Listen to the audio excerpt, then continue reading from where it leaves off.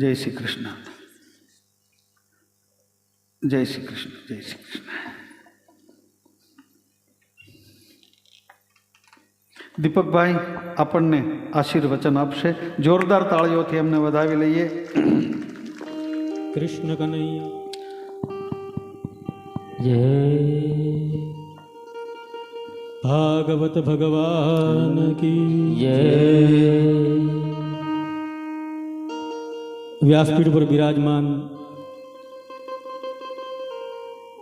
પૂજ્ય અને આદરણીય રાજુભાઈ શાસ્ત્રીજી, ઉપસ્થિત ભૂદેવો, સંગીત વૃંદ તેમજ આપ સૌને મારા પ્રણામ. જય શ્રી કૃષ્ણ. જય. ખૂબ જ સરસ અને સુંદર ભાગવત કથા ચાલી રહી છે અને શું અદ્ભુત શૈલીમાં પૂજ્ય શાસ્ત્રીજી આપણને કથા સંભળાવી રહ્યા છે. વિદ્વાન વક્તાને વિદ્વાન ભાષામાં કથા કરવી હોય તો ખૂબ સરળ પડે, પણ આવા વિદ્વાન વક્તાને સરળ ભાષામાં જો કથા કરવી હોય તો ખૂબ મુશ્કેલ પડે. પણ શું સરળ શૈલીમાં કથા સંભળાવી રહ્યા છે અને આપ સૌ એટલા જ ભાવથી કથા સાંભળો છો. એ ખરેખર ભગવાનની કૃપા જ છે. કોઈકે પૂછ્યું કે ભગવાનને પામવાનો સરળ રસ્તો કયો, એટલે સંતે કીધું સરળ થઈ જાઓ એ જ સરળ રસ્તો છે. જીવનમાં આવી જવું એની કરતાં આવી સરળતામાં જીવવું એ જીવનનો ખૂબ ટૂંકો મંત્ર છે. અને આપણે જે કથા સાંભળીએ છીએ આ કથા તો અનંતની યાત્રા છે. વર્ષોથી એક જ પ્રશ્ન છે કે રામ કોણ છે, કૃષ્ણ કોણ છે, અને એના જાણવા માટેના વર્ષોથી પ્રયાસો. ઋષિમુનિઓ હજારો વર્ષો ચિંતન કર્યું અને એ ચિંતન હજુ પણ ચાલતું રહ્યું છે. આવા વિદ્વાન વક્તાઓ પણ હજુ પણ ચિંતન કરે છે કૃષ્ણ કોણ છે, કૃષ્ણ કોણ છે, છતાં હજી પણ એને કોઈ જાણી શકતું નથી. એક ગામમાં સદગુરુનું આગમન થયું એટલે ગામના લોકોએ વિચાર કર્યો કે આવા મોટા સંત આપણા ગામમાં પધાર્યા છે તો આપણે એની વાણીનો લાભ લેવો જોઈએ. એટલે ગામના આગેવાન એની પાસે ગયા. સંતને જેને કીધું કે તમે અમારા ગામમાં પધાર્યા છો તો કૃપા કરી અમને સત્સંગનો લાભ આપો. સંત કહે સત્સંગનો લાભ આપો એમાં મને કોઈ વાંધો નથી, પણ મારો એક નિયમ છે.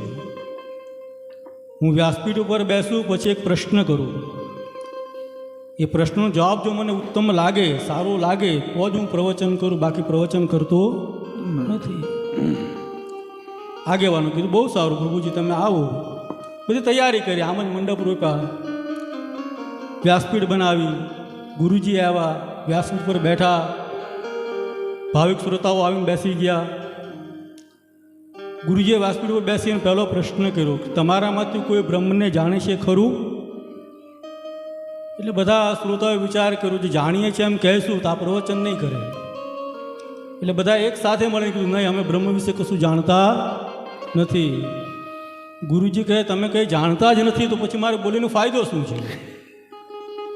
ઊભા થઈને જતા રહ્યા. ગામના લોકો હેરાન થઈ ગયા. આ મોંઘા ભાવનો મંડપ, આ મોંઘા ભાવનું સાઉન્ડ, આ સંગીતની આખી ટીમ મોંઘા ભાવની, અને ગુરુજી જતા રહ્યા. એટલે મિટિંગ કરી. ગામના લોકોને પેલા આગેવાનોએ ખૂબ આવડે એ કીધું તમને લોકોને ખબર નથી પડતી, નથી જાણતા એની બદલે જાણીએ છીએ એમ કહેજો. પહેલાં કે બહુ સારું જાણીએ છીએ એમ કહેશું. બીજા દિવસે પાછા બોલાવ્યા. પાછા ગુરુજી બેઠા. એ જ પ્રશ્ન, તમે બ્રહ્મ વિશે જાણો છો ખરા? એટલે બધા એક સાથે કીધું હા અમે બ્રહ્મ વિશે જાણીએ છીએ. ગુરુજી કહે તમે જાણો છો તો પછી મારે બોલવાનો ફાયદો શું છે? હવે ગામવાળા ચક્રે ચડ્યા કે હવે આનું કરવું શું? આવડા મોટા સંત આવ્યા, આટલા મોટા સદગુરુ આવ્યા, આપણે ગુરુજી અહીંયા પધાર્યા હોય ને બોલાવ કરીને જતા રહે તો આપણને દુઃખ થાય ને. આપણને એ ગામના લોકોનું દુઃખ થયું. એટલે એક બુદ્ધિશાળી માણસે રસ્તો બતાવ્યો. આપણે જેટલા પણ માણસો છે એમાંથી 50% વેચાય છે. 50% કહેવાનું હા અમે જાણીએ છીએ અને 50% કહેવાનું હા અમે નથી જાણતા. પછી ગુરુજી ક્યાં જશે? આવ્યા ગુરુજી ત્રીજા દિવસે બેઠા. આ જ પ્રશ્ન, શું તમે બ્રહ્મ વિશે જાણો છો ખરા? એટલે 50%એ કીધું હા અમે જાણીએ છીએ, 50%એ કીધું ના અમે નથી જાણતા. ગુરુજી કે આમાં પ્રશ્ન ક્યાં છે? જે જાણે છે નથી જાણતા ને જણાવી દો, મારે બોલવાનો કોઈ પ્રશ્ન જ નથી. એટલે કહેવાનો મારો મૂળ ભાવ એ છે, નથી જાણતા છતાં જાણવાની જિજ્ઞાસા જાગે, એ આ ભગવાન કૃષ્ણ છે. જેને ક્યારે જોયા જ નથી, જેને જાણ્યા જ નથી, છતાં જેને જોવાની એક ચાહ, જેને જાણવાની એક ચાહ જ્યાં જાગે છે, એ આ ભગવાન કૃષ્ણ છે. બધા એવું કે મન લગાડીને કથા સાંભળવી જોઈએ. ખોટી વાત છે. મન લગાડવું પડતું જ નથી. ભગવાન કૃષ્ણનું નામ છે મનઃ કર્ષતિ ઇતિ કૃષ્ણ. જે આપણા મનનું કર્ષણ કરી લે, જે આપણા મનને ખેંચી લે, એક એનું નામ ચિત્ત ચોર પણ છે. આપણા ચિત્તની જે ચોરી કરી લે, જેની પ્રત્યેક લીલા, પ્રત્યેક ચેષ્ટા વર્ષોથી આપણે સાંભળીએ છીએ. આમાંથી કોઈ વ્યક્તિ એવો નહીં હોય જેણે ભાગવત નહીં સાંભળ્યું હોય. એક પણ વ્યક્તિ એવો નહીં હોય કે જેણે ભાગવત ન સાંભળ્યું હોય, છતાં પણ આટલી ઠંડીમાં સમય કાઢી ને કથા મંડપમાં આપણે બેસીએ છીએ. એનું કારણ એ છે, કંઈક ને કંઈક જગ્યાએ હૃદયમાં ભગવાન પ્રત્યે, કૃષ્ણ પ્રત્યે એક જગ્યા છે. એ જગ્યાને પકડીને ભગવાન કૃષ્ણ આપણને ખેંચીને મંડપમાં લાવતા હોય છે. તો આવી સુંદર મજાની કથા ચાલે છે. એમાં અમારી જવાને બોલવું, વિક્ષેપ કરવો એ અતિશોક્તિ છે. છતાં પણ અહીંયા સુધી આવી શક્યા અને પૂજ્યપાદ શાસ્ત્રીજીનો વાણીનો અમને જે લાભ મળ્યો એ બદલ ખૂબ ખૂબ આભાર. આપ સૌ આમને આમ કથા કરતા રહ્યો, આમને આમ કથા સાંભળતા રહ્યો, એ જ પ્રાર્થના સાથે અસ્તુ. જય સિયારામ. ધન્યવાદ, ધન્યવાદ. આવો ગુરુદેવ.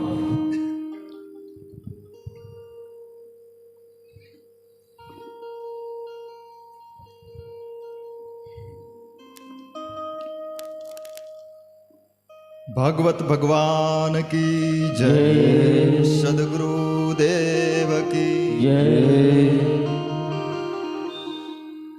સુંદર આજનો યોગ છે.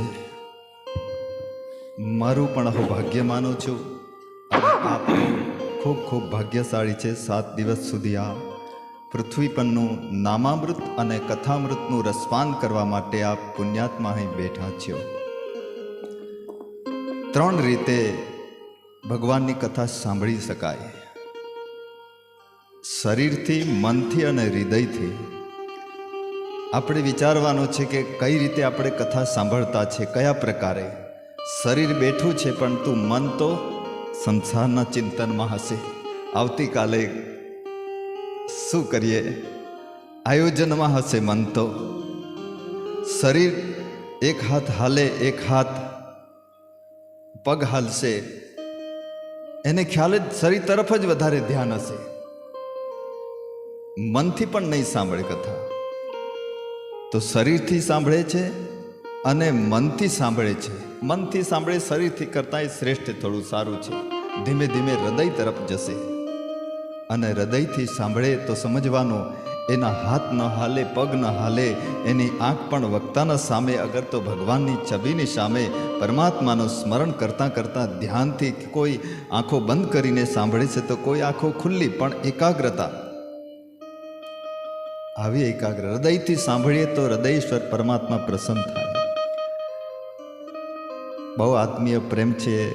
પરમ પૂજ્ય રાજુભાઈ શાસ્ત્રીજી, ભાગવત ભગવાન બિરાજમાન સાક્ષાત એવું કોઈ છે. આ કલિયુગમાં તારણનારું છે તો આ ભાગવત ભગવાન છે.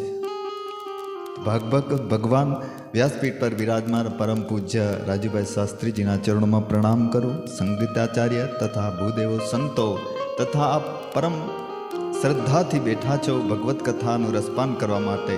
તેથી આપના સૌને પણ કોટી કોટી મારા પ્રણામ છે. भक्ति भक्त भगवंत गुरु चतुर नाम वपु एक इन पद वंदन किए नासे विघ्न अनेक। કેવું કહેવાય છે ભક્તને પણ જેના હૃદયમાં ભક્તિ છે અને સંત અને ભગવાનને વંદન કરવાથી કોટી કોટી વિઘ્ન નષ્ટ થાય છે આવું કહે. પણ હું સુધારો કરું છું આમાં. એટલું જ નહીં, કોટી જન્મના પાપ તાપ નષ્ટ થઈ જાય અને મુક્તિના પંથે પણ પહોંચી જાય. આ સંસારમાં એક જ બે જેવા અમૃત છે, એક કથામૃત અને એક નામામૃત. એ બંને આપને મળી રહ્યું છે. સુંદર ઘડી છે. આ અવસર મળ્યો છે, મનુષ્યનો દેહ મળ્યો છે. દુર્લભો માનસો દેહી દેહી નામ ક્ષણ ભંગુર તત્રાપી દુર્લભમ મન્ય વૈકુંઠ પ્રિય દર્શનમ. મનુષ્ય દેહ મળવો દુર્લભ છે, એ મળી જાય તો એ ક્ષણ ભંગુર છે. આવા ક્ષણ ભંગુર દેહમાં એ ભગવાનના પ્રિય સંતજનોના દર્શન તો અતિ દુર્લભ છે. કથાના માધ્યમથી કેવા કેવા સંતોની અમૃતવાણીનું રસપાન કરવાનો શું અવસર સાંપડે છે. બહુ સુંદર. આજે એક સંતનો બાળપણની મને પ્રેરક યાદ આવ્યું. ભગવાન ભાગવતની બાળ લીલા તો અહીં તમે સાંભળશો એટલે એ મારે નથી કરવી, પરંતુ આપણો સનાતન ધર્મ એવો છે. આ સનાતન ધર્મમાં 24/24 પરમાત્માએ અવતારી લીધા છે. એ પોતાના ધર્મને ભૂલી ન જઈએ. એ સંત નાના હતા ત્યારે સાયકલ પર, નાના છોકરાઓને સાયકલ ચલાવવાનો શોખ હોય, એ સાયકલ પર જતો હતો અને એક વૃક્ષ નીચે માતા શ્વાસ લઈ રહી હતી, થાકી ગઈ હતી. એ માતાજીને કહે છે, સાયકલ ઊભી રાખી દીકરાએ કહ્યું, માતાજી ક્યાં જવું છે તમારે? મારે દવાખાને જવું છે. તો તમારા કોઈ નહીં દીકરાઓ, કોઈ સંબંધી નહીં? મારા દીકરાઓ એન્જિનિયર છે, પણ મારા દીકરાઓ મારી સેવા ન કરે. એમ? હું એકલી જ છું, મને કોઈ સહાય નથી કરતું, મારે દવા લેવા જવું છે. ચાલ માતાજી, ચાલો મારી સાયકલ પર માતાજીને લઈ ગયા. ડૉક્ટર પાસે દવા લઈ લીધી અને થોડા પૈસા એમણે પણ આપ્યા અને માતાજીને ઘરે મૂકી આવ્યા.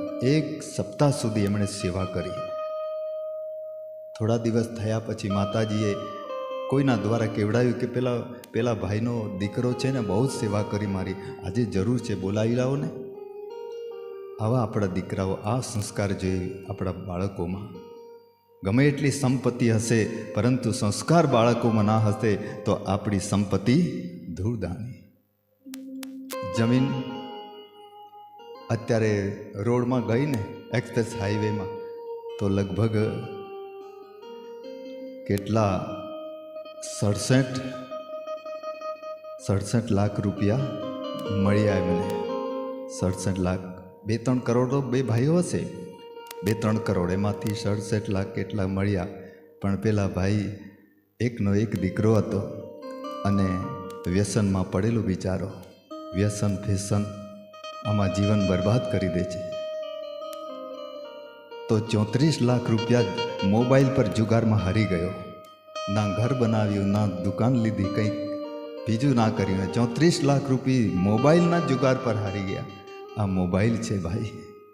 માતા પિતાને પગે ન લાગે. ભગવાન રામ અને કૃષ્ણ માતા પિતાની કેવી સેવા કરી, માતા પિતાની આજ્ઞામાં રહ્યા. સવારે ઉઠીને પ્રભુ પરમાત્મા સ્વયં માતા પિતાને વંદન કરે છે. પણ આજે મોબાઈલનો જમાનો છે, સૌ શું કરે? મોબાઈલને પગે લાગે. ઉઠીને સીધા હાથને નમસ્કાર જોતા નથી, પરંતુ મોબાઈલને માથું ટેકવે છે. એ દીકરાની વાત કરું, 1 સપ્તાહ પછી બોલાવી, 15 દિવસ પછી બોલાવ્યા. દીકરા એ પહોંચી ગયો, ચરણોમાં બેસી ગયો. બેટા તું આવી ગયો? હા. બોલ માતાજી, શું સેવા કરવી છે મારે? મને આદેશ આપો, શું કરું? માતાએ કહ્યું, બેટા બીજું કંઈ નહીં, હવે હું જાઉં છું. ક્યાં જાઉં છું? જ્યાંથી આવી છે ને ત્યાં જઉં છું. હવે આ મારો છેલ્લો દિવસ છે, હું જાઉં છું. પણ તું નજીક, હજુ નજીક આવ. 2 હાથથી આશીર્વાદ આપ્યા. તું મહાન સંત બનીશ અને તારા દર્શન માટે હજારોની લાઈન લાગશે. જા, મારા આશીર્વાદ. તેથી આપણી પોતાના માતા પિતાની સેવા તો કરીએ, પરંતુ સાથે સાથે અડોશ પડોશના વૃદ્ધ માતા પિતા હોય, કોઈ અડોશ પડોશના વૃદ્ધ વડીલો હોય, એની પણ સેવા કરજો. વૃદ્ધાશ્રમ તરફ વિચાર જ ન કરવો કે મારા માતા પિતાને મોકલી શકીએ. એ છે ભૂલો બધું બીજું બધું મા બાપને ભૂલશો નહીં, અગણિત છે ઉપકાર એના એ વિસરશો નહીં. વિસરશો નહીં. વાહ. આજે વેલેન્ટાઇન ડેની આખા વિશ્વ દેશમાં આપણી રજા હોય છે, પણ આજે કેટલાક મહાન ભક્તો અને સંતોએ માતૃપિતૃ પૂજન દિવસ પણ મનાવ્યો છે. ધન્ય છે આપણી સંસ્કૃતિને આવા સંતોને ધન્ય છે. અને જોજો માતા પિતા એ આપણા પહેલાં ભગવાન છે, પહેલાં ગુરુ છે. બહુ સુંદર. નર નહીં, અરે લોખંડને નરમ કરવામાં આવે, તપાવવામાં આવે તો શું બને? ઓજાર બને. લોખંડને તપાવવામાં આવે તો એ ઓજાર બને. અને સોનાને પણ તપાવવામાં આવે તો શું બને? ઘરેણું બને. નરમ કરવામાં આવે તો લોખંડને નરમ કરવામાં આવે તો ઓજાર બને, સોનુને પણ નરમ કરવામાં આવે તો ઘરેણા બને, અને લોટને પણ નરમ કરવામાં આવે તો રોટલી સરસ બની જાય. એ તો બહેનોને બધાને ખબર જ છે, બરાબર? એવી જ રીતે માણસ પણ જો નરમ થઈ જાય તો નરમાંથી નારાયણ બની જય શકે. હો. એટલી શક્તિ આ પૃથ્વીમાં એ 84 યોનિમાં માત્ર કોની પાસે? મનુષ્ય પાસે છે, બીજી યોનિમાં નહીં. આવો સુંદર મનુષ્ય દેહ મળ્યો છે, અને એ પણ મનુષ્ય દેહ એ પણ ભારત વર્ષમાં અને સનાતન ધર્મમાં. સનાતન ધર્મમાં અનેક પ્રકારના પ્રશ્નો હલ કરવાના જવાબ ઉત્તરો મળશે તમને. બીજો આખા વિશ્વના બીજા કોઈ ધર્મમાં આવી વિશેષ શક્તિ નહીં, યુક્તિ નથી. 4 સંસ્કૃતિ છે વિશ્વની: ગ્રીક, મિશ્ર, ઇજિપ્ત અને ભારતીય સંસ્કૃતિ. ત્રણેય સંસ્કૃતિ તો સુસુપ્ત અવસ્થામાં છે, પરંતુ ભારતની સંસ્કૃતિ તો આજે પણ આ કથાના માધ્યમથી હરિકીર્તનમાં ઝૂમતી જોવા મળે છે. પહેલાં જ કહ્યું એટલે મને હિંમત આવી. એમ તો દીપકભાઈએ કહ્યું ને, સમય લીધો એટલે મારે પણ થોડો સમય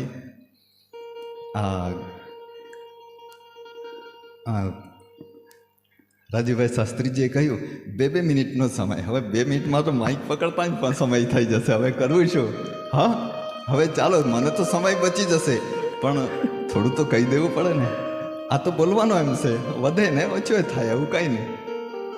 પણ બહુ સરસ.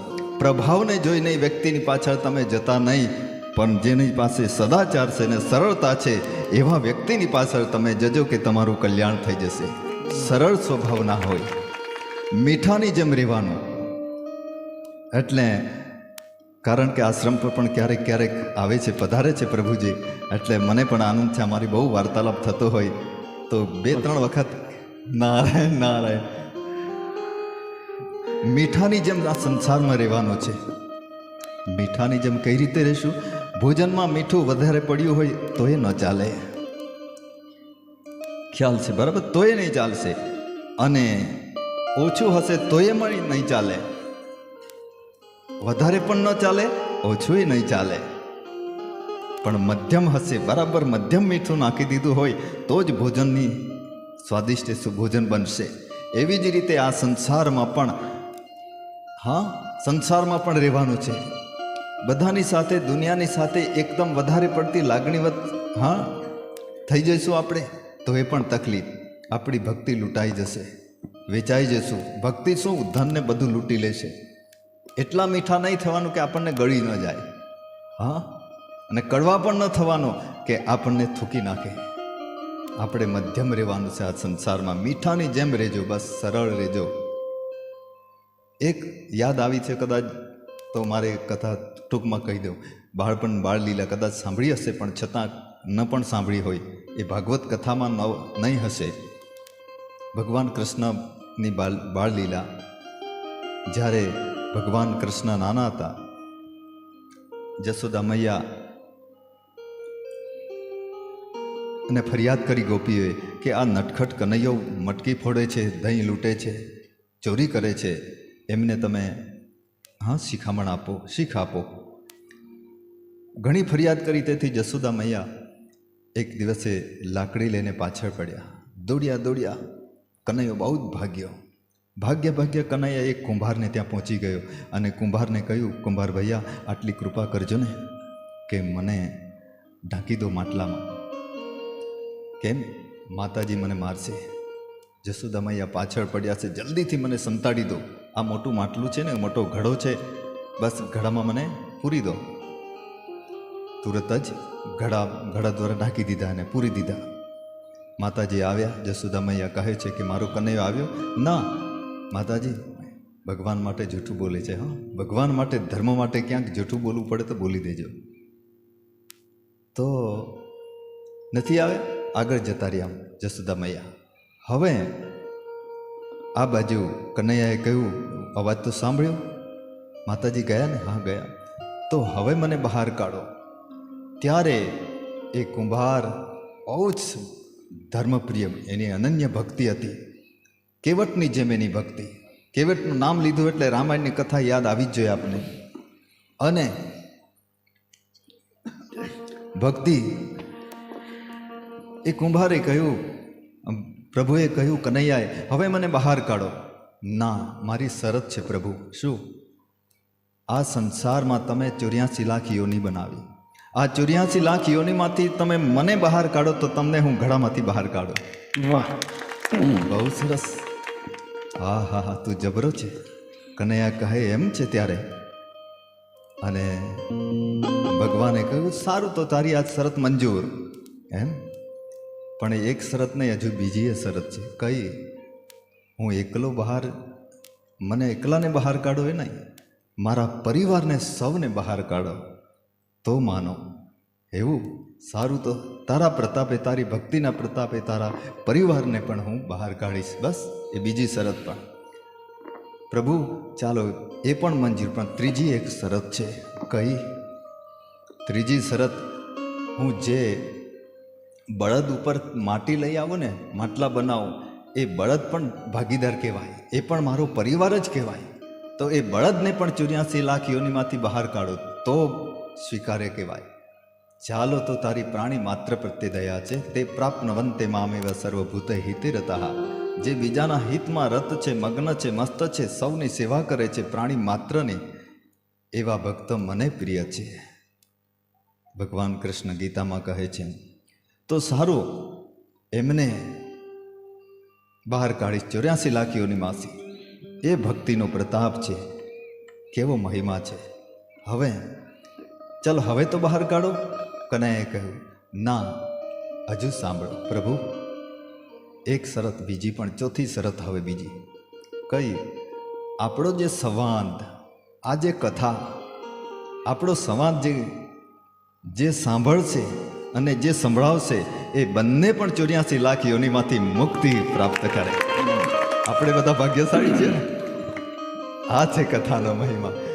ભાગવત ભગવાનની જય. ચાલો, સમય વધારે લીધો, ક્ષમા ચાહું. નારે. વાહ. અનિલભાઈ શાસ્ત્રી આપણને આશીર્વચન આપશે. ગુરુદેવે આશીર્વચન આપ્યા. કૃષ્ણાય વાસુદેવાય હરયે પરમાત્મને પ્રણહત ક્લેશનાશાય ગોવિંદાય નમો નમઃ. બોલો ભાગવત ભગવાન કી જય. સામરપાડા ગામને આંગણે જે આપ ભાગવત કથાનું રસપાન કરી રહ્યા છો, અને એમાંય વિદ્વાન વક્તા ભાગવતના પૂજ્ય રાજુભાઈ શાસ્ત્રીજી, એમના ચરણમાં પહેલાં કોટી કોટી પ્રણામ. પધારેલા સંતો, ભૂદેવો, આપ દરેક ભક્તોને જય શ્રી કૃષ્ણ. છેલ્લે મેં એટલા માટે જ બોલવાનું બાકી રાખ્યું, પેલી ક્રિકેટની મેચ હોય ને, તો શરૂઆતના ખેલાડી વધારે રમી જાય ને, પછી પાછળવાળાને 1-2 વર્ષ જ રમવા નહીં આવે, પછી એને કંઈ વિચાર કરવાનો નહીં હોય, પછી છગ્ગા ને ચોગ્ગા જ મારવાના હોય, ફાયદો થાય આમ. અને વહેલા આઉટ થઈ જાય તોય ફાયદો, શાંતિથી ઓવર રમાય, પ્લેટ. એટલે છેલ્લેવાળાને આટલો ફાયદો રહે છે. પણ ભાગવતની કથા વિશે જો વાત કરીએ તો ભગવતામ પ્રોક્તમ ઇતિ ભાગવતમ. ભાગવત એમ કહે છે કે ભગવાન બોલે ને એને ભાગવત કહેવાય. ભાગવત સ્વયં ભગવાને જ પોતાના મુખથી બોલી છે, ને અત્યારે પણ ભગવાન જ બોલે છે. સૌ પ્રથમ આ ભાગવત ભગવાન આદિનારાયણના મુખમાંથી નીકળી, અને વેદ બ્રહ્માજીએ સાંભળ્યું.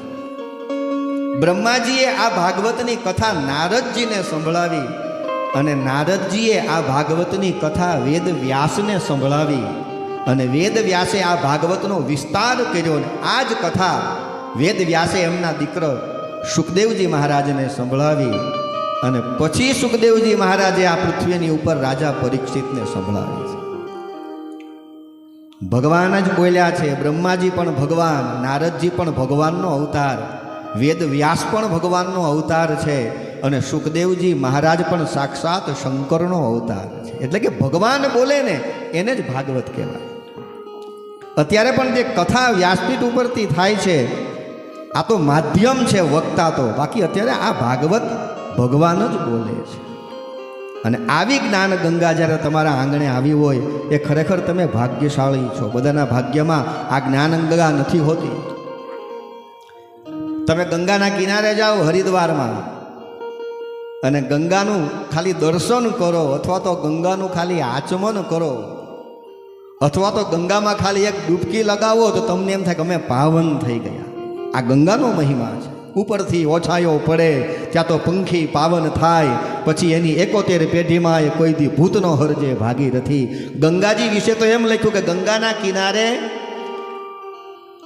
વૃક્ષની ઉપર એક પંખી આ કિનારે બેઠું હોય અને એ પક્ષી ખાલી ઉડી અને ગંગાના પેલા કિનારે જાય અને એ પંખીનો ખાલી પડછાયો ગંગાજીની ઉપર પડે ને તો એ પંખી પાવન થઈ. આવો આ ગંગાજીનું મહાત્મય છે. તો આ ભાગવતને જ્ઞાન ગંગા કીધી છે. પાછો ફેર એટલો કે ગંગાજીમાં આપણે જોવું પડે ત્યારે કૃષ્ણની કેવી કૃપા કે જ્ઞાન ગંગા સામેથી આપણા આંગણે આવી છે. એટલે આ ભાગવતની કથા અને આવા વિદ્વાન વક્તા આટલી સરળ શૈલીમાં તમને સમજાવતા હોય તો ભાવથી અને શ્રદ્ધાથી, દીપકભાઈએ, ગુરુજીએ, બાપુજીએ વાત કરીને ઘણી જ્ઞાનની વાતો કરી, પણ એ બધું આવે ક્યાંથી? ભાગવતમાં બેસો તો. લોખંડને ગરમ કરીએ એ નરમ થાય તો એમાંથી શસ્ત્ર બને, સોનવ ગરમ થાય તો એમાંથી આભૂષણ બને, પણ લોખંડ ત્યાં પડ્યું હોય ને ચૂલો અહીંયા હળગતો હોય તો એમાં લોખંડ કંઈ પીગળે નહીં. એ તો ત્યાં અગ્નિ પાસે એને લાવવું પડે. એમ હૃદયથી તમે આ કથા, આવા સત્સંગ, કોઈ પણ સત્સંગ થતો હોય એમાં શ્રદ્ધાપૂર્વક સાંભળો અને આ કથા ક્યારે સફળ કહેવાય કે આમાંનું એકાદ સૂત્ર જો તમારા જીવનમાં ઉતરી જાય અને તમારા જીવનનું પરિવર્તન થઈ જાય ત્યારે સમજવું કે આ કથા તમારી સફળ થઈ છે. એટલે સાંભળ્યા પછી ઉતારવી. એક જગ્યાએ પ્રશ્ન કર્યો કે તમે કથા તો બહુ સાંભળી પણ કેમ ઉતરતી નથી?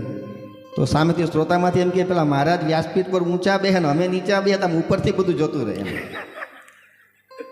એમ ઉપરથી ન જતું રહેવું જોઈએ. આપણા હૃદયમાં ભૂલી ઘણી વખત દાખલો આપે છે ને કે એક ગામમાં એટલો બધો વરસાદ પડ્યો, આ ગામમાં પાણી, લોકોના ઘર તણાઈ ગયા, આખું ગામ ભેગું થયું, આખી રાત જાગ્યું.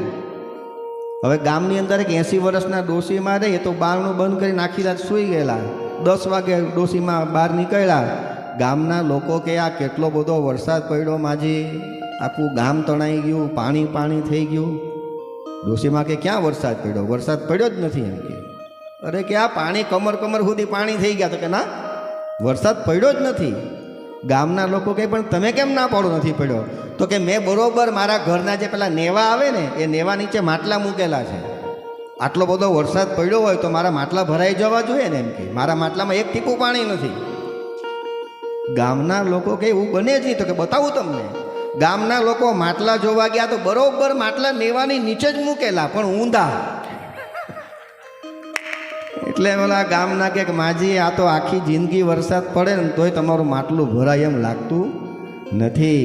એમ ભાગવતની કથા જ્યારે સાંભળીએ ને ત્યારે આપણા મનરૂપી માટલાને ઊંધા નહીં પણ સીધા કરવાની જરૂર છે. એમાં 2 ટીપા પડવા જોઈએ. બાકી અહીંથી તો વેદની એટલી બધી શાસ્ત્રની વાતો થતી હોય પણ જો આપણા જીવનમાં ઉતરે નહીં, પછી આપણી ભાષામાં કહે ને કા એ ખા ને કા કરે જાણે હા ઘાટા એમ કે પછી કીધું હું પછી આપણે કરીએ હું. મારો કહેવાનો મતલબ ભાગવતની કથા, આ કથા કાંઈ નવી નથી, ભગવાન નવા નથી. અને ખાસ કરીને આપણને મનુષ્યનો અવતાર મળ્યો છે તો આ ભગવાનની સાથે, આ પુરાણની સાથે તો આપણો કરોડો કરોડો વર્ષો જૂનો સંબંધ છે. આજકાલનો સંબંધ નથી. આપણને એમ થાય કે કદાચ મારી 50 વર્ષની ઉંમર છે, 15-20 વર્ષ તો બધું રમત ગમતમાં કાઢી નાખ્યા ને પછી બધું ધંધામાં હતો ને હું તો હમણાં 2-5 વર્ષથી ભક્તિમાં જોડાયો છું, એટલે આપણને એમ થાય કે ભગવાનની સાથે આપણો 5-10 વર્ષનો સંબંધ છે. પણ આ ખોટી ભ્રમણા છે. કારણ કે પુનરપી જન્મમ પુનરપી મરણમ પુનરપી જનની જઠરે શયનમ. આપણે તો કેટલી વખત મરી ચૂક્યા, કેટલી વખત આપણે જન્મી ચૂક્યા.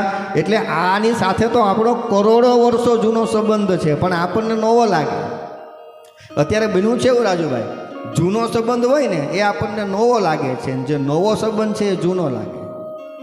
કોઈની સાથે 10-20 વર્ષનો સંબંધ હોય ને અને પછી બીજાની સાથે 2-5 વર્ષનો નવો સંબંધ થાય અને પછી પેલો નવો સંબંધી એમ કહે કે તમે પહેલાંને છોડી દેવું, તો આપણે એમ કે ભાઈ એની અમે નહીં છોડી શકીએ. કેમ? તો કે અમારી એની સાથે તો બહુ જૂનો સંબંધ, અમે તમને છોડી દઈએ પણ એનાથી એને અમે છોડી શકીએ નહીં. એમ આ પરમાત્માની સાથે આપણો કરોડો વર્ષો જૂનો સંબંધ છે. આ જે મનમાં એક આપણી ખોટી ભ્રાંતિ છે ને એ જો એ છૂટી જાય ને, એટલા માટે ગંગા સતીએ કીધું ને, ગુપત રસનો આ છે અટપટો ખેલ ને, આટી મેલો તો સમજાય. ગુપત રસનો આ છે અટપટો ખેલ પાનબાઈ, આટી છૂટે તો સમજાય. ગુપત રસનો આ છે. ગંગા સતી કહે આપણી અંદર જે ખોટી આટી છે જો એ છૂટી જાય ને તો આ સમજાય. આ સંસારના જે બધા રસો છે ને, કાં આ જે વિષયોમાં આપણે ફસાયેલા છે એ પણ રસ છે. વિદ્વાનો કહે એ રસને જો તોડવો હોય ને તો રસને તોડવા માટે રસની જ જરૂર પડે. આ ભાગવત જેવા મહારસની જરૂર હોય ને તો આ સંસારના રસો એની સાથે ઓટોમેટિક છૂટી જાય. તો આ ભાગવતની કથા આપણા જીવનમાં ઉતરે અને શ્રદ્ધાપૂર્વક જે કાંઈ પણ નીતિ નિયમ પ્રમાણે થતા હોય એ પ્રમાણે તમારું અનુષ્ઠાન આ બધું ભાગવતનું ચાલે છે. અહીંયા પણ તન મન ધનથી જે કાંઈ પણ તમારી સેવા હોય એ કરતા રહેજો, કારણ કે આનું મહત્ત્વ છે બધી જ વસ્તુનું. આપણે ત્યાં રાજુભાઈ એક વસ્તુ મારે કહેવી છે. આપણા શાસ્ત્રમાં છે ને 3 વિભાગ બતાવ્યા છે. ભક્તિ કરવા માટે અથવા તો ભગવાનની કૃપા મેળવવા માટે. એક તો વેદાંત એટલે કે વેદ, આ બધી જ્ઞાનની વાતો. તમે વેદ વાંચો એટલે તમારું જ્ઞાન વધે, ભગવાનમાં તમારી ભક્તિ જાગે, ભગવાનની ઉપર કૃપા. આને વેદાંતનો માર્ગ બતાવ્યો. પછી બીજો કયો રસ્તો બતાવ્યો? ભક્તિ. જ્ઞાન ભલે કાંઈ ન હોય પણ સંપૂર્ણ ભગવાનમાં શ્રદ્ધા હોય, એ ખાલી બસ કૃષ્ણ કૃષ્ણ કૃષ્ણ કૃષ્ણ કર્યા કરે અથવા તો રાધા રાધા, જે તમને દેવમાં શ્રદ્ધા હોય એનું નામ સ્મરણ કર્યા કરે. આ ભક્તિ માર્ગ છે. ભક્તિ માર્ગમાં બીજું કાંઈ વસ્તુની જરૂર પડતી નથી, બસ ભગવાનનું નામ સ્મરણ. અને ત્રીજો એક બતાવ્યો કર્મકાંડ. આપણે પૂજા પાઠ કરીએ, હોમ હવન કરીએ, આ કર્મકાંડ. આ 3 વિભાગ છે. પણ અત્યારે બન્યું કેવું ખબર? આ 3 બધાય ખીચડો કરી નાખ્યો. જે માર્ગમાં તમે હો ને એ નિયમ પ્રમાણે જ આપણે ચાલો. વેદાંતની જ્યારે વાતો થતી હોય તો એ વેદાંતના નિયમો પ્રમાણે ચાલવું પડે. ભક્તિમાં ભક્તિના નિયમ પ્રમાણે ચાલવું પડે. કર્મકાંડમાં તો ખાસ અત્યારે આપણે ત્યાં બ્રાહ્મણ પૂજા કરાવવા માટે આવે ને કંઈક વસ્તુ લખી આપી હોય તો કે હવે ચાલે, ભગવાન તો ભાવના ભૂખ્યા ત્યાં ભક્તિમાં, આ કર્મકાંડમાં નહીં. અહીંયા તો આ નિયમ પ્રમાણે જ કરવું પડે. ભક્તિમાં ચાલે. ભક્તિમાં જે આ મોટા બડા સાધુ સંતો બેસી ગયા એ ભગવાનને કાંઈ જરૂર નથી. એ તો ભગવાનની મૂર્તિ સામે ન રાખે. ફૂલ ચોખા ચડાવવાની વાત તો બાજુ પર રહી, ભોગ ધરાવવાની વાત તો બાજુ પર, પણ ખાલી નિરંતર જે ભગવાનની ભક્તિ કર્યા કરે એ નિયમ ત્યાં. પણ આપણે આ નિયમને આમાં લઈ લીધો. કોઈ પણ જગ્યાએ પૂજાપાઠ કરતા હોય તો એના નિયમ પ્રમાણે જ ચાલવું. ત્યાં પછી મારા જેમ કે દક્ષિણા મૂકો તો કે ભાવ, એ ભાવ પેલામાં ચાલે, આમાં નહીં ચાલે. નિયમ આપણે બધા એક કરી નાખ્યા, કારણ કે એનું પૂર્ણ ફળ મળતું નથી. અમેરિકામાં ઘણી વખત કથા કરી મેં. આપણે અમેરિકામાં છે ને ડ્રાઇવિંગ કરવું હોય ને તો ઊંધી બાજુ જવાનું. આપણે અહીંયા રસ્તા પર ફોર વ્હીલ કઈ બાજુ ચડાવીએ? ડાબી બાજુ ચલાવીએ ને. અમેરિકામાં જમણી બાજુ જવાનું. બરાબર. હવે આપણે અમેરિકામાં જઈને પછી ડાબી બાજુ ચલાવીએ તો પોલીસ પકડે કે ભાઈ તમે રોંગ સાઈડ ગાડી ચલાવો છો. પછી આપણે એમ કહીએ ભાઈ અમે તો અમારા ભારતમાં આ રીતના ચલાવીએ. તો એમ કે એ તમારા ભારતમાં નિયમ ચાલે, એ અમેરિકા નિયમ ચાલે નહીં. તમારે તો અહીંના નિયમ પ્રમાણે ગાડી ચલાવવી પડે. એમ વેદાંત, ભક્તિ અને કર્મકાંડ એની અંદર જે નિયમો લખ્યા હોય ને એ જ પ્રમાણે ચાલવું. બસ અંધશ્રદ્ધામાં ક્યારેય ન ફરવું, નિયમ પ્રમાણે ચાલવું. હમણાં કીધું ને આ ભાગવત એક એવો મોટું દાખલો છે, એક દ્રષ્ટાંત છે કે કૃષ્ણના દર્શન કરવા માટે સાક્ષાત શિવ આવ્યા. અત્યારે તો રાજુભાઈએ કીધું એમ કે ધર્મના વાડા ફરી ગયા. શંકરને માનતો હોય તો કૃષ્ણને ન માને, કૃષ્ણને માનતો હોય તો શિવને ન માને, માતાજીની ઉપાસના કરતો હોય તો પેલાને ન માને. નહીં, શિવશ્ચ હૃદયમ વિષ્ણુ. દેવી ભાગવતમાં લખ્યું છે ટમ કે શિવશ્ચ હૃદયમ વિષ્ણુ અને વિષ્ણુશ્ચ હૃદય શિવ. ભગવાન શંકરનું હૃદય છે વિષ્ણુ અને ભગવાન વિષ્ણુનું હૃદય છે શંકર. એ એક જ છે. તમે કોઈ પણ નામથી ભજો, બાકી પરમ તત્વ તો એક જ છે. એટલે ભગવાનમાં પણ ક્યારેય ભેદ ન રાખો. બાકી ભગવાનમાં ભેદ રાખી ને તમે આખી જિંદગી તપ કરશો ને તોય તમને એનું ફળ નહીં મળે. કોઈ ભગવાનમાં બધા એક જ. તમને જેમાં શ્રદ્ધા હોય એને પકડી રાખવાના. અત્યારે તો માણસ કપડાં બદલાવે ને એમ ભગવાન બદલાવે. હા, શંકર ભગવાનની પૂજા કરતો હોય ને કંઈ તકલીફ પડે એટલે એમ કે ચાલો હવે કૃષ્ણ ભગવાનની પૂજા કરીએ. શિવજીમાં બહુ મજા નથી આવતી એટલે પાછા 6 મહિના શિવજીની પૂજા કરે ને એમાં પાછી તકલીફ પડે તો હવે સાંઈબાબા વાળું હમણાં વધારે ચાલતું, ચાલો સાંઈબાબામાં જોડાય. પછી સાંઈબાબામાં જોડાય. 6 મહિના સાંઈબાબામાં પણ મેળ પડે નહીં એટલે એમ છે કે હવે આમાં બહુ પાવર રહ્યો નથી, હવે કામ કે દશામાં વાળું કરીએ. કપડાની જેમ આપણે ભગવાનને બદલીએ એટલે કહેવાનો મતલબ આપણને એ પરમ તત્વની ઉપર જ શ્રદ્ધા નથી. એક ही चौखट पे सर झुके तो सकून मिलता है, भटक जाते हैं वो लोग जिनके हजारों खुदा होते हैं. વારે વારે ભગવાન તમને જેમાં પણ શ્રદ્ધા હોય, પણ કહેવાનો મારો સૂર એક તત્વને પકડી રાખો. અને આ ભાગવત એ જ વાત, એ જ તમને દ્રષ્ટાંત આપે છે. આમાં કોણ શિવ કોણ વિષ્ણુ, હે પરમ તત્વની આ કથા છે. શ્રદ્ધાપૂર્વક શ્રવણ કરજો. અને વ્યાસપીઠ ઉપરથી એક બ્રાહ્મણ તરીકે બધાને આશીર્વાદ કે ખરેખર તમારી ઉપર તમારા પિતૃઓની અને ભાગવત ભગવાનની કૃપા કે તમારે આંગણે આ ભાગવતની કથાનું આયોજન થયું. અને ફરીથી બધાને આશીર્વાદ. અને વારંવાર બસ રાજુભાઈ તમને ભાગવતની કથા સંભળાવ્યા જ કરે અને તમે સાંભળ્યા જ કરો. આ પાછું એક વખત થઈ જાય એટલે પછી બંધ ન કરી દેવાય. હા, હરિ કથા હરિ અનંત, હરિ કથા અનંતા. આ તો હરિ અનંત છે ને હરિની કથા પણ અનંત છે. આપણે એક વખત બહુ ભૂખ લાગી હોય, જમી લીધા, પણ સવાર પડે એટલે પાછું ખાવું જ પડે, ભૂખ તો લાગે જ ને.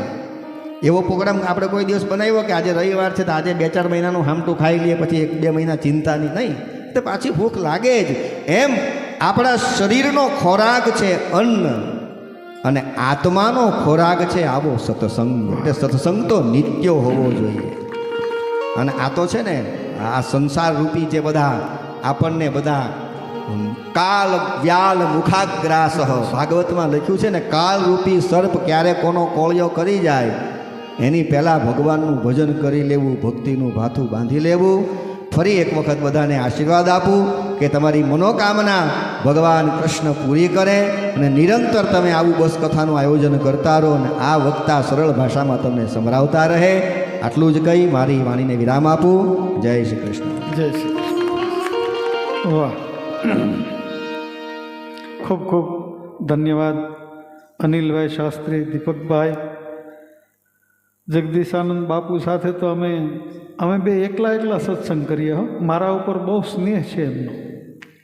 એટલે પ્રથમ મને એણે કીધું કે મેં વચન આપ્યું ને એટલે હું આવીશ. ધર્મ કાર્યમાં વચન. આપણે તો સવારે બોલ્યા ને સાંજે ફોક. હમણાં અનિલભાઈ કીધું ને, આ વચન વિવેકી જે નર ને નારી પાનબાઈ, આ બ્રહ્માદિક લાગે તેને પાયા, આ વચનમાં સમજે તેને આ મહાસુખ જે વચનમાં સમજે તેને જ મહાસુખ ઉપજે. એવા સંતો આપણે ત્યાં વચન ખાતર આવ્યા. આપણી મારી ઉપર બધાનો બહુ સ્નેહ છે, એ બદલ ખૂબ ખૂબ ધન્યવાદ. અને આભાર તો ન માની શકાય, પણ એની આપણા ઉપર કૃપા. ત્યારે ભાગવતજી આવા મહાન પુરુષોને અહીંયા લાવ્યા, એમની વાણીથી આપણને આનંદિત કર્યા. એટલે દરેકનો જય શ્રી કૃષ્ણ. ધન્યવાદ, ધન્યવાદ, ધન્યવાદ.